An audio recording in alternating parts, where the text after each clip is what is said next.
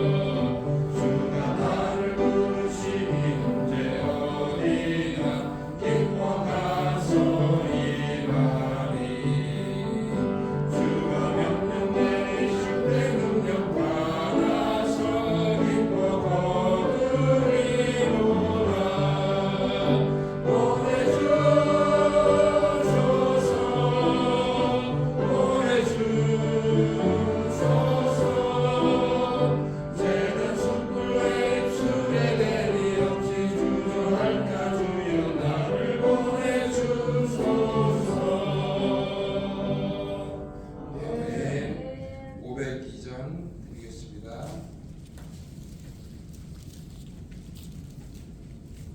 502절입니다.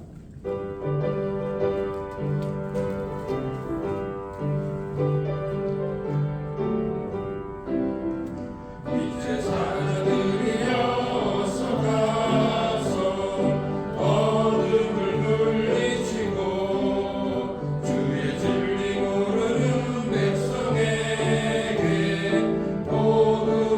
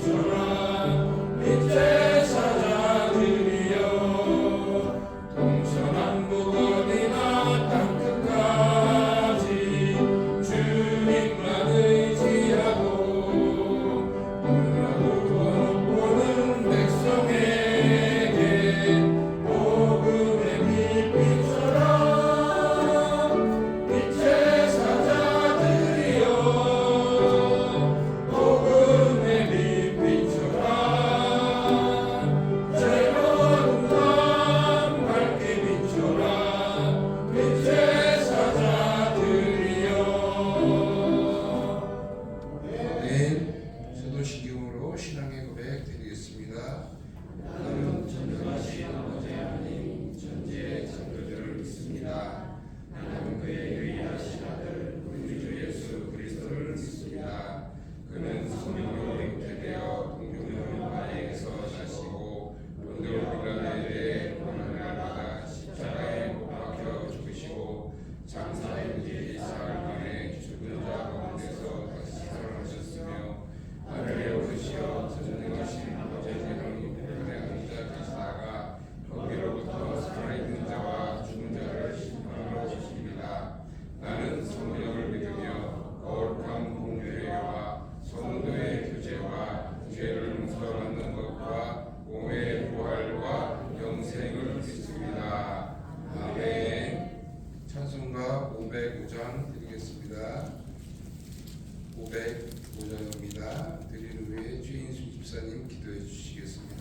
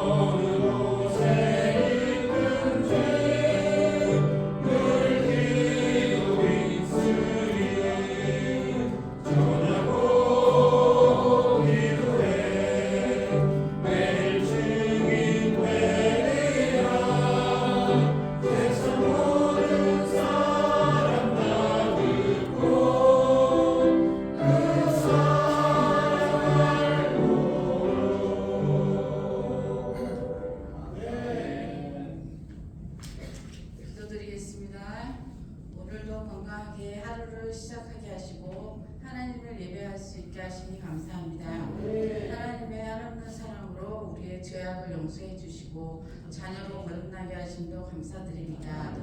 이 시간 온전히 영광을 하나님께 올려드리게 하여 주시옵소서. 나라와 민족 가운데 함께 해주셔서 복음의 나라가 되게 하시고 자유로이 하나님을 예배하는 남과 북이 되어 평화로이 하나가 되는 나라가 되게 하여 주시옵소서. 올 한해 시작을 주님과 함께하며 달려오게 하신 것 감사드립니다.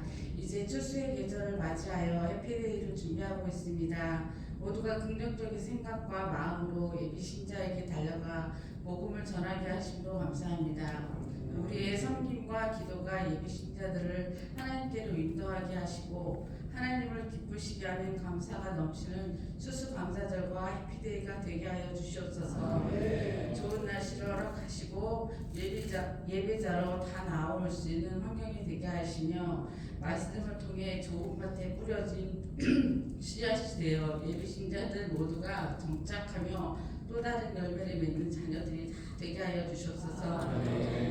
지금도 내일이 아닌 듯 주저하고 있는 성도들이 있다면 복음의 빚진 자로서 최선을 다하는 모두가 되게 하여 주시옵소서. 이 시간 또 고3 수험생을 위해서 기도합니다. 모두가 이번 주에 있을 수능 시험에 다 잘 임할 수 있도록 도와주시고 모든 대입 과정 가운데 하나님께서 함께해 주셔서 원하는 진로에 다 진학할 수 있는 우리 모든 수능생들 되게 인도하여 주셔서 이 시간 목사님의 귀한 말씀으로 오늘 하루를 승리하며 또 하루를 늘 정진할 수 있는 믿음의 자녀가 되길 간절히 소원합니다. 이 모든 말씀 예수님의 이름으로 기도합니다. 아멘. 감사합니다. 이 시간에는 우리 장로회 장로님이 나오셔서 특송하는 시간 갖도록 하겠습니다.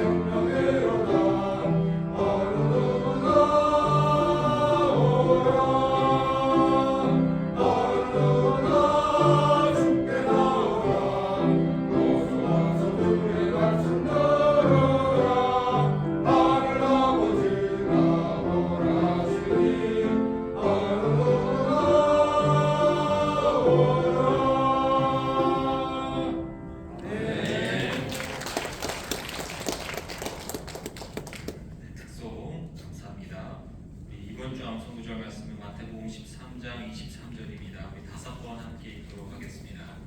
좋은 땅에 뿌려졌다는 것은 말씀을 듣고 깨닫는 자니 결실하여 어떤 것은 100배, 어떤 것은 60배, 어떤 것은 30배가 되느니라 하시리라. 좋은 땅에 뿌려졌다는 것은 말씀을 듣고 깨닫는 자니 결실하여 어떤 것은 100배, 어떤 것은 60배, 어떤 것은 30배가 되느니라 하시리라.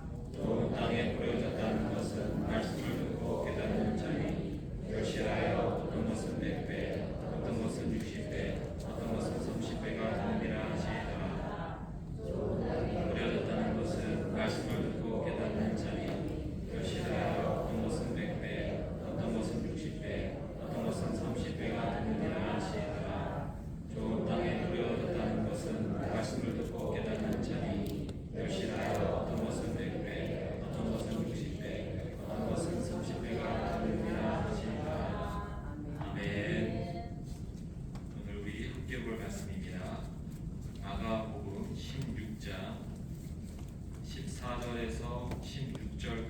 말씀 함께 보도록 하겠습니다.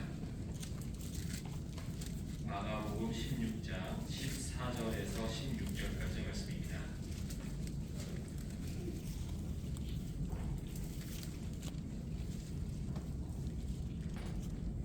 마가복음 16장 14절에서 16절까지의 말씀 우리 함께 읽도록 하겠습니다.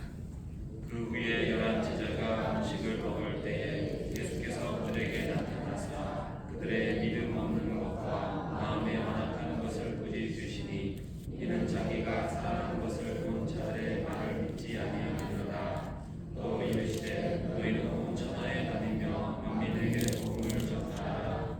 믿고 세례를 받는 사람은 구원을 얻을 것이요 믿지 않는 사람은 정죄를 받으리라.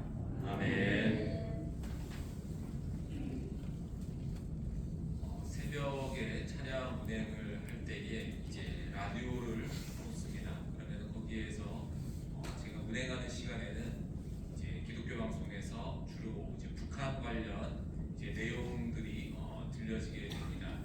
그러면 북한의 여러 가지 문화들도 알게 되고 우리나라와 얼마나 다른가 등을 알게 됩니다. 언어도 많이 다르고 경제적인 상황, 문화, 사회적인 상황 참 많은 것이 다르다는 것을 알게 됩니다. 그리고 또 그 가운데서 안타까운 것은 가족을 두고서 탈북한 사람들의 이야기를 들으면 또 마음이 아플 때가 있습니다. 80년 정도의 이 분단의 시간이 지나면서 계속해서 달라지는 것들은 많아지고 있고 또 그들이 함께 만나서 이산가족이나 이런 사람들 함께 만나서 또 그렇게 하나가 될 수 있는 그런 가능성들은 점점 줄어드는 것 같아 안타깝기도 합니다. 서울에서 평양까지의 거리는 200km가 안 된다고 합니다. 고속도로를 이용하면 2~3시간이면 가는 거리가 됩니다. 그런데 80년이 지나도록 그 간격은 좀처럼 좁혀지지가 않습니다. 그런데 이렇게 남과 북의 관계처럼 좁혀지지 않는 이것보다 더 좁혀지지 않는 것이 있다면 그것이 바로 죄인과 하나님의 사이라고 말할 수 있을 것입니다. 사실 이 죄인과 하나님의 사이의 간격은 절대로 좁혀질 수 없는, 맞닿을 수 없는 그런 거리입니다. 죄가 단 하나도 없으신 하나님에게는 죄인이 그 죄의 모습을 가지고 간다면 멸망할 수밖에 없는, 심판받을 수밖에 없는, 그리고 영원한 형벌에 처할 수밖에 없는 상황이 오게 됩니다. 하나님의 거룩하심은 인간이 생각할 수도 없을 만큼 완전하고 완벽하기 때문에 사실 하나님과 인간은 절대 만날 수 없는 그런 운명을 갖고 있다라고도 말할 수 있습니다. 하나님과 죄인 된 이 인간 사이에 간격을 좁히기 위해서, 즉 죄인과 하나님이 만나기 위해서는 두 가지의 방법이 있습니다. 첫 번째는 하나님께서 자기의 거룩하심을 포기하시는 것입니다. 하나님과 인간이 만나기 위해서 하늘에서 하나님이 내려오신다는 것입니다. 그런데 거룩을 포기한다는 것은 하나님의 전지전능하심을 포기하는 것이고 자신을 완전히 버리신다는 의미를 가지고 있습니다. 또 다른 두 번째 방법이 있습니다. 두 번째 방법은 인간이 하나님만큼 거룩해지는 것입니다. 인간이 하나님만큼 거룩해진다는 의미는 인간이 마치 하나님처럼 되어야 한다는 것을 의미하고 있습니다. 이 두 가지 방법 여러분 가능성을 한번 생각해 보시기 바랍니다.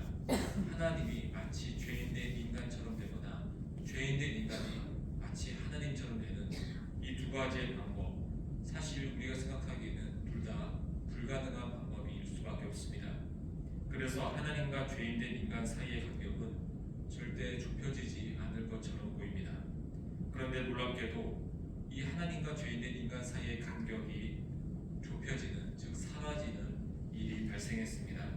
하나님과 죄인이 만나게 되었고 그 죄인이 심판이 아니라 영원한 하나님 나라에서 살 수 있는 일이 일어나는 것입니다. 어떻게 이런 일이 일어났을까요? 방금 전에 말했던 이 두 가지의 방법이 동시에 일어난 것입니다. 먼저 하나님께서는 자신의 거룩함을 포기하시는 일이 일어났습니다. 자기 자신과 다름없는 아들 예수 그리스도를 죄인된 인간의 모습으로 이 땅에 보내신 것입니다. 이것은 하나님 자신이 인간처럼 죄인의 모습으로 오셨다는 것입니다. 죄인 죄인을 만나기 위해서 자기 자신의 전지전능함을 포기하신 모습을 우리는 예수님을 통해서 보게 됩니다. 그리고 예수님이 오심으로 아까 말씀드린 두 번째 방법, 인간이 하나님처럼 거룩해지는 일도 일어나게 되었습니다. 예수님의 영, 하나님의 영이 이제 예수님을 믿는 우리 안에 거하시게 되어서 우리와 하나가 되었습니다.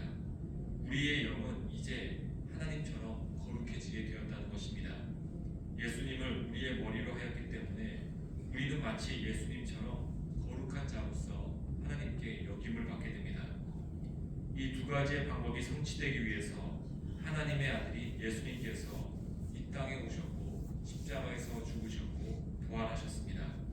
우리가 지금 이 해피데이를 맞아서 전도하고 있는데요. 또 복음을 전하는 내용이 바로 이러한 내용이 됩니다. 그러나 알다시피 이 복음을 전하는 것은 쉽지가 않습니다. 몇십 년을 전에도 변화되지 않는 사람들이 우리의 이 신자 가운데 있을 수도 있습니다. 특별히 가족 중에 그런 사람이 있으면 전하는 사람도 힘들고 점점 포기하고 싶은 마음이 생길 수도 있습니다.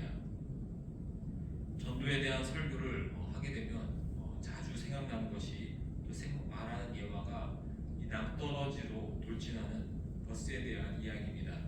낭떠러지로 맹렬히 달려가는 절벽으로 달려가는 버스가 있습니다. 그런데 그 버스 안에서 사람들은 앞에 어떤 일이 일어날지를 전혀 모르고 있습니다. 오히려 버스가 빨리 달리면 목적지에 빨리 도착할 줄 알고 더 좋아합니다. 그런데 그때 어떤 사람이 앞에 낭떠러지가 있다는 것을 발견하게 되었습니다. 그러면 그것을 발견한 사람은 어떻게 행동할까요? 먼저 그 사람은 그 버스에서 내리려고 할 것입니다. 그리고 주변 사람들에게도 알 것입니다. 만약에 그 버스 안에 자기와 친한 가족이 있다면, 친구가 있다면 억지로라도 그곳에서 끌어내리려고 할 것입니다. 그런데 현실에 막상 적용을 해보니 여간 힘든 것이 아닙니다. 억지로 이 복음을 믿게 할 수가 없기 때문입니다. 팔다리를 부러뜨리고서라도 버스에서는 내리게 할 수 있을지 모르겠지만 팔다리를 부러뜨리고서 교회에 오게 할 수는 없기 때문입니다. 그러나 결국에는 이 믿음을 갖지 못한다면 사실 이 모든 것이 헛되다는 것을 우리는 잘 알고 있습니다. 그래서 사실 진짜 문제는 전하는 우리가 아니라 전함을 받지 못하고 믿지 못하는 우리 예비 신자들에게 있다라고도 말할 수 있습니다. 수십 번을 말해도 곧 추락할 버스에서 나오지 않겠다고 한다면 방법이 없기 때문입니다. 예수님의 이야기를 이 복음을 전해도 믿지 않는다면 방법이 없습니다. 오늘 본문을 보시면 예수님께서는 전도에 대해서 우리에게 잘 말씀해주고 있습니다. 만민에게 복음을 전하라.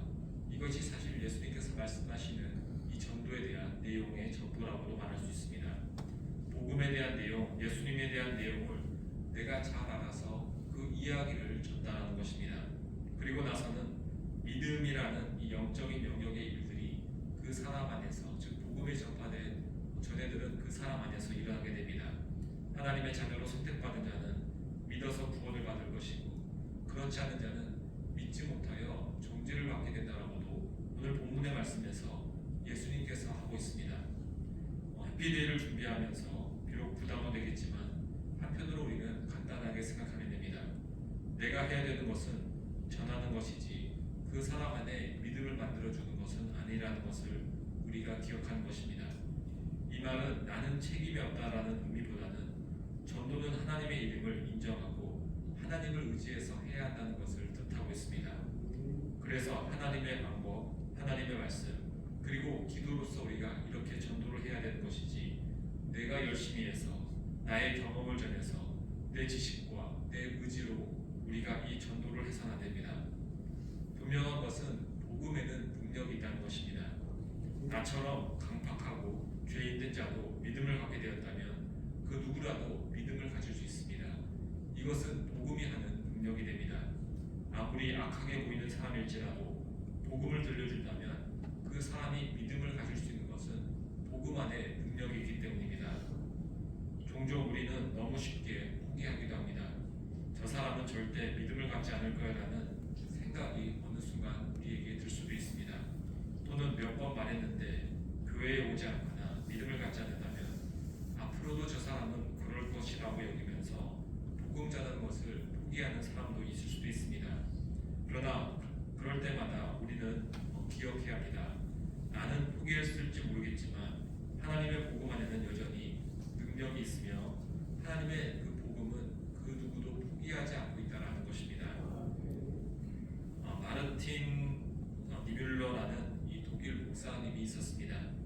이분은 독일의 기독교의 대표적인 지도자였고 2차 세계대전 당시에는 히틀러를 반대하는 데 앞장섰던 목사님이기도 합니다. 이분은 히틀러가 있던 시절 정치적인 반대 투쟁으로 인해서 8년간 목사를 하였고 2차 대전이 끝난 후에는 추록을 하게 되었습니다. 그리고 그때는 이미 히틀러가 죽고 난 뒤였습니다. 니뮌러 목사님은 전쟁의 모든 책임이 히틀러에게 있다라는 글을 썼고 히틀러를 강하게 비판하기도 하였습니다. 그런데 그 후에 목사님은 자신이 죽어서 하나님 나라에가 심판을 받기 위해 줄을 서서 기다리는 꿈을 여러 번 꾸게 되었습니다. 심판의 차례를 기다리며 자기 앞에 어떤 일이 일어난가를 이렇게 보게 되었습니다. 그리고 어떤 사람의 이름이 불려지게 됩니다. 그 사람을 향해서 하나님께서는 너는 어찌하여 예수님을 몰랐는가? 라고 물어봅니다. 그러자 그 사람이 하나님 나에게 복음을 전해주는 사람이 하나도 없었습니다 라고 대답하는 그 소리를 듣게 됩니다. 그 목소리가 그 목사님 귀에 아주 익었습니다. 그래서 그 사람이 누군지 잘 쳐다보니 순간 깜짝 놀라게 되었습니다. 그 사람이 바로 히틀러였던 것입니다. 그때 니뮌러 목사님은 히틀러가 저렇게 된 건 복음을 알지 못한 것은 내가 저 사람에게 복음을 전하지 못했기 때문이라고 그렇게 깨닫게 되었습니다. 그리고 자신이 쓴 책에서 2차 세계대전은 히틀러 때문이 아니라 내가 전도하지 않았기 때문이다라고까지 그렇게 고백을 하였습니다. 히틀러 같은 사람에게도 복음은 필요합니다. 북한의 김정은 같은 독재자들에게도 복음은 필요합니다. 저 사람은 악하고 나쁜 사람이라고 비난을 받고 있는 사람이 있다면 그 사람에게도 복음은 절실할 것입니다. 악한 이들에게라도 이 복음이 필요하다면 우리 주변에 있는 평범한 우리 예비신자들에게도 당연히 이 복음이 필요할 줄 믿습니다.